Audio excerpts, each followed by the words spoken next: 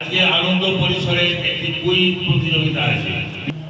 তার প্রশ্নোত্তর পর্ব কুইজের মাধ্যমে আজকে এখন পর্ব চলবে। ঠিক আছে,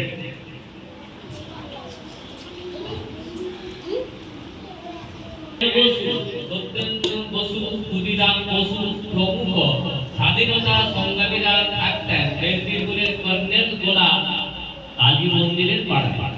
এটি কোন জলাশয়ের তীরে অবস্থিত, যে নামে কলকাতায় একটি জলাশয় রয়েছে? অপশনগুলো বলছি, লাল দিঘি, আদি গঙ্গা, কালী নালা, শ্যামসার। কোন উত্তরটা হবে? আতুলো Lal Dighi. Thank you very good.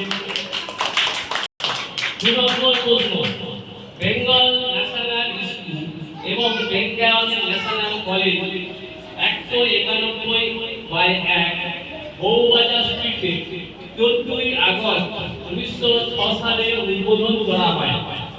বিল্ডিংটি মাসিক 200 টাকা হারে 1 বছরের জন্য ইজারা নেওয়া হয়। কোন স্বাধীনতা সংগ্রামী বড়দার রাজার চাকরি থেকে পদত্যাগ করে 1906 সালে কলকাতায় ফিরে এসে বেঙ্গল ন্যাশনাল কলেজে প্রথম অধ্যক্ষ পদ গ্রহণ করেন? অপশন: অরবিন্দ ঘোষ, সুরেন্দ্রনাথ ব্যানার্জি, চিত্তরঞ্জন দাস, বিধানচন্দ্র রায়। কে বলবেন? Abdul Aurobindo Ghosh. Thank you very good. 3 নম্বর প্রশ্ন,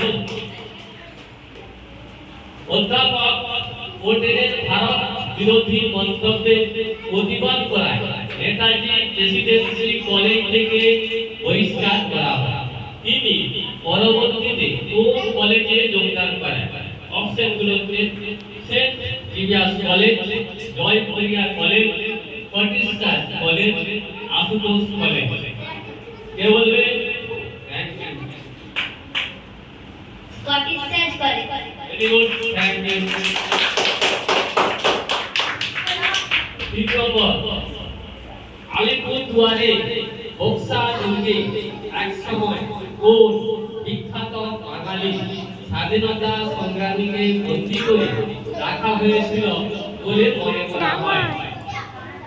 অপশন: বিনয় বসু, রাসবিহারী বসু, দোকান, স্যার আশুতোষ।